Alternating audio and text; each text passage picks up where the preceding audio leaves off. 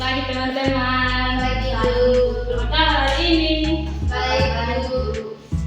Teman-teman, sebelum kita mulai tugas kita pada pagi ini, terlebih dahulu kita minta pertolongan Tuhan. Ibu kakak akan memimpin kita dalam doa. Mari kita berdoa. Bapak, kasih dan setiamu yang tidak pernah berkesudahan dalam kehidupan kami, telah mengantarkan kami kembali ke negeri untuk mengulas segala tugas kami. Berkati kami dari awal hingga pada akhir. Itu adalah sembahyang kami dalam nama Yesus. Amin. Nah, teman-teman, pada hari ini kita akan belajar tentang sastra hikmat. Nah, sebelum kita mulai, kita tanya dulu apa sih yang kalian pahami tentang sastra hikmat dalam perjanjian lama? Saya Silakan. sastra hikmat itu berbicara tentang kita hidup dan Kita langsung saja pada materi. Sastra hikmat adalah kumpulan dalam kitab perjanjian lama yang berusia jalan, kebijaksanaan, pujian, syair dan nasihat untuk menjalani hidup dengan kita taat akan Tuhan. Itu sastra hikmat tidak hanya dari isi pengetahuan biasa, tetapi mengajarkan cara hidup yang benar menurut kehendak Tuhan. Kita harus hidup itu harus menurut kehendak Tuhan. Nah, semua ajaran dalamnya itu menolong manusia untuk mengambil keputusan dengan bijak, hidup dalam takut akan Tuhan, melalui pujian, syair, doa dan nasihat. Sastra hikmat mengingatkan kita bahwa hidup yang diberkati Allah itu adalah hidup yang memuliakan Tuhan dan menjadi kejahatan. Kitab sastra hikmat juga mengajarkan bahwa kebijaksanaan bukan berasal dari kepandaian manusia, tetapi dari Tuhan. Karena itu setiap orang percaya diajak untuk mencari Tuhan, percaya Dia dalam segala hal, serta tetap setia dalam kita menghadapi tantangan hidup. Kita lanjut.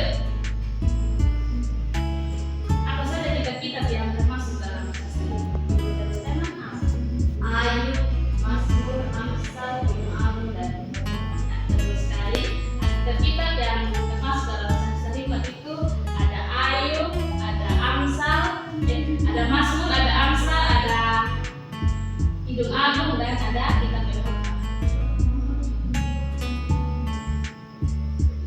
Termasuk ada juga tujuan sastra hikmat, yaitu yang pertama mengajarkan kebijaksanaan hidup, membantu kita dalam menghadapi tantangan hidup, dan membentuk karakter dan moral kita dan takut akan Tuhan. Sastra hikmat ditulis agar manusia dapat menjalani hidup menurut kehendak Tuhan dengan nasihat, pujian, dan ajaran kehidupan. Sastra hikmat menolong kita membuat keputusan yang baik, tetap kuat dalam menghadapi masalah, dan memiliki karakter yang takut akan Tuhan.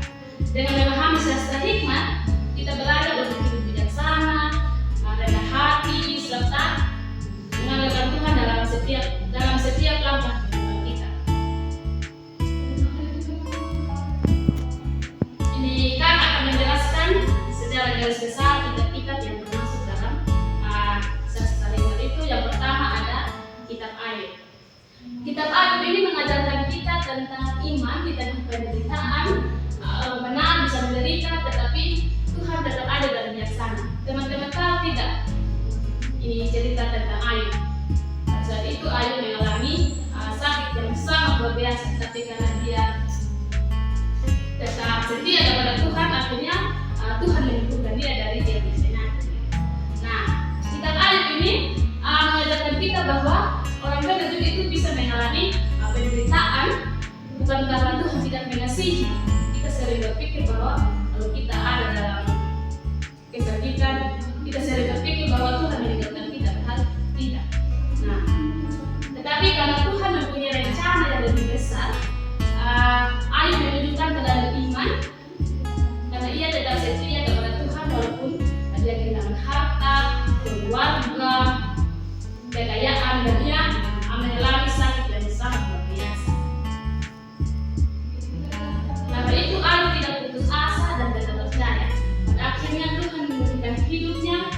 dan memberkati dia lebih dari sebelumnya. Teman-teman, jika kita menghadapi masalah seperti sakit, masalah ekonomi atau pergumulan keluarga, kita sebagai manusia seringkali merasa bahwa Tuhan tidak peduli dengan kita. Namun, kitab Ayub mengingatkan kita bahwa Tuhan tetap memegang kendali dan tidak pernah meninggalkan kita. Seperti Ayub, kita diajak untuk percaya, tetap berdoa, tidak menyalahkan Tuhan, dan tetap setia dalam kondisi apapun. Waktunya Tuhan tetap menolong dan menurunkan kita dengan cara. Teman-teman, sekarang kita masuk yang berikut, yaitu Mazmur. Nah, Mazmur ini berisi kumpulan doa, pujian kepada Tuhan, berisi syukur, permohonan, dan penyembahan. Kitab Mazmur adalah kumpulan doa dan ungkapan hati manusia kepada Tuhan dalam berbagai keadaan hidup. Tidak hanya dari isi ucapan syukur, tetapi juga penuh kisah, permohonan, pertolongan, penyembahan, hingga keyakinan akan pertolongan Tuhan. Nah, ketika seseorang merasa khawatir dan takut dengan yang di masa depan, ia bisa berdoa kepada Tuhan seperti Mazmur, memohon damai sejahtera dan perlindungan. Misalnya dalam kita menghadapi ujian hidup, tekanan pekerjaan, kehilangan orang yang kita kasihi, atau sedang sukacita atas berkat Tuhan. Semuanya boleh kita bawa dalam doa dan pujian seperti Mazmur. Mazmur mengajak kita untuk mengandalkan Tuhan sebagai tempat perlindungan dan sebagai tempat perlindungan dalam segala sesuatu, dalam segala situasi, baik dalam kebahagiaan maupun kesedihan. Yang berikut ada kitab Pengkhotbah. Nah, kitab Pengkhotbah ini mengajarkan bahwa semua orang yang ada di dunia ini hidupnya akan sia-sia jika kita hidup tanpa Tuhan. Maka hidup sejati hanya ada dalam Tuhan. Kitab Pengkhotbah mengingatkan kita bahwa segala hal yang ada di dunia seperti harta, kebenaran, hiburan, jabatan, dan kesuksesan pada akhirnya bersifat sementara, dan itu tidak dapat memberi kepuasan sejati.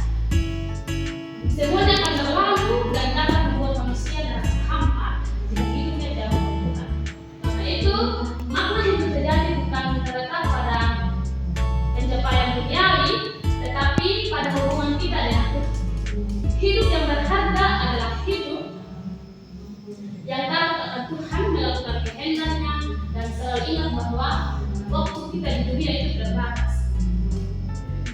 Contohnya dalam kehidupan kita itu, seseorang bisa banyak harta, pendidikan tinggi, dan kehidupan yang tampak sukses, tetapi kita merasa kosong jika hidup kita itu tanpa Tuhan. Sebaliknya, walaupun kita memiliki banyak hal duniawi, tetapi akan terasa berarti jika kita mengandalkan Tuhan dan hidup dalam ketaatan. Yang berikut ada kitab Ayub. Nah, kitab Ayub ini berisi puisi cinta antara pria dan wanita yang melambangkan cinta Tuhan kepada umatnya. Kitab Ayub adalah kitab yang berisi puisi antara pria dan wanita yang mengungkapkan keindahan cinta yang murni, tulus, dan penuh komitmen. Nah, kitab ini menunjukkan bahwa cinta adalah pemberian Tuhan dan harus dijaga dengan kesetiaan, penghormatan. Pemberian Tuhan harus dijaga dengan kesetiaan. Selain itu, hubungan kasih dalam Kitab Ayub sering dipahami dengan simbol kasih Tuhan kepada umatnya. Kasih yang setia, penuh perhatian, dan tidak meninggalkan. Kita tertarik dalam konteks kehidupan kita sehari-hari, yaitu ajaran Kitab Ayub mengingatkan bahwa kita sejati bukan hanya soal perasaan, tetapi tentang kesetiaan, saling menghargai, dan saling menjaga kemurnian dalam sebuah hubungan. Nah, pasangan suami istri dipanggil untuk saling mengasihi, maupun dalam suka, duka. Tuhan juga ingin setiap orang menyadari bahwa miliki umat dengan kasih yang lebih besar dari kasih manusia. Kita akan masuk dalam sesi diskusi. Nah, di sini Kak akan memberikan pertanyaan kepada teman-teman. Hasil itu teman-teman diskusikan pertanyaan yang mereka kasih. Tulis ya, yang pertama itu ini apa yang kau pahami tentang asas hikmah dalam perjanjian lama. Terus yang kedua, apa yang kau pahami tentang kelima kitab tersebut. Itu yang saya sudah sebutkan tadi, ada Amsal, Mazmur dan sebagainya. Tolong teman-teman diskusikan. Sebentar maju satu-satu untuk menyampaikan hasil kerja kalian. Waktu mengerjakan 10 menit dari sekarang. Silakan.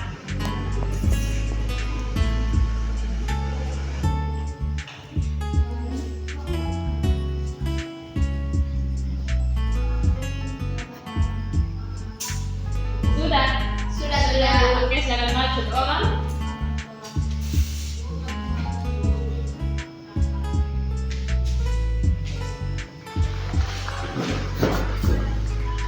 Jadi baik kakak, terima kasih atas waktunya. Nanti saya akan menjawab pertanyaan pertama dari kakak yang berbunyi apa yang kamu pahami tentang sastra hikmat dalam perjanjian lama. Jadi yang kami pahami tentang sastra hikmat dalam perjanjian lama adalah bahwa kelima kitabnya mengajarkan cara hidup yang benar dan bijaksana menurut kehendak Tuhan. Sastra hikmat juga bukan hanya berisi pengetahuan biasa, tetapi memberikan nasihat, doa, pujian, renungan dan ajaran tentang bagaimana manusia harus bersikap dalam suka maupun duka. Semua kitabnya menunjukkan kita untuk hidup takut akan Tuhan, mengandalkan Tuhan dalam setiap keadaan, serta memiliki hubungan yang baik dengan sesama. Demikian hasil yang diskusikan kakak. Terima kasih. Terima kasih. Salam duduk. Mari dekat orang.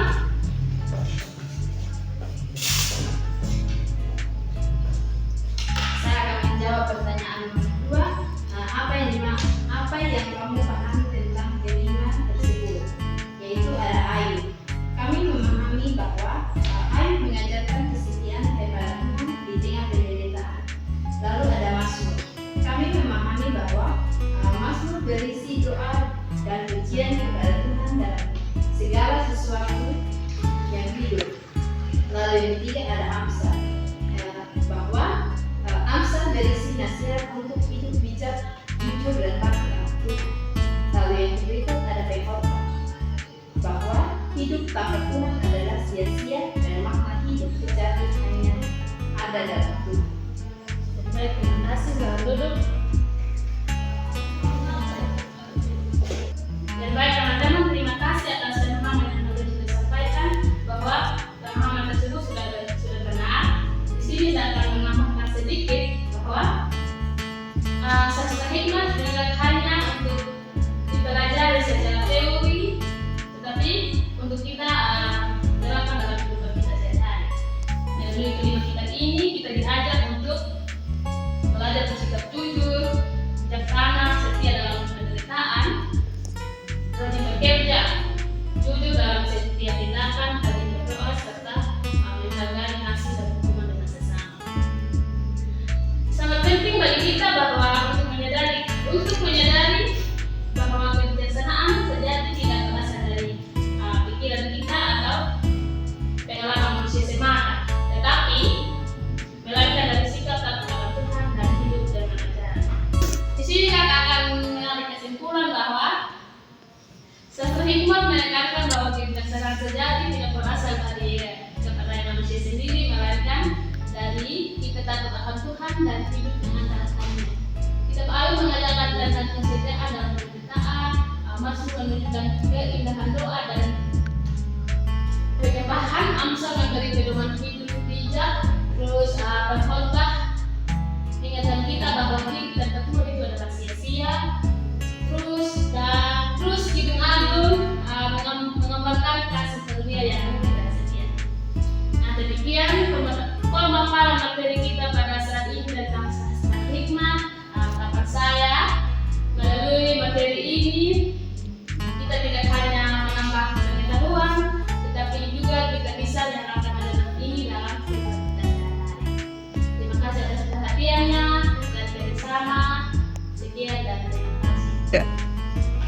Jadi baik, sekian dan terima kasih. Shalom. Saya minta satu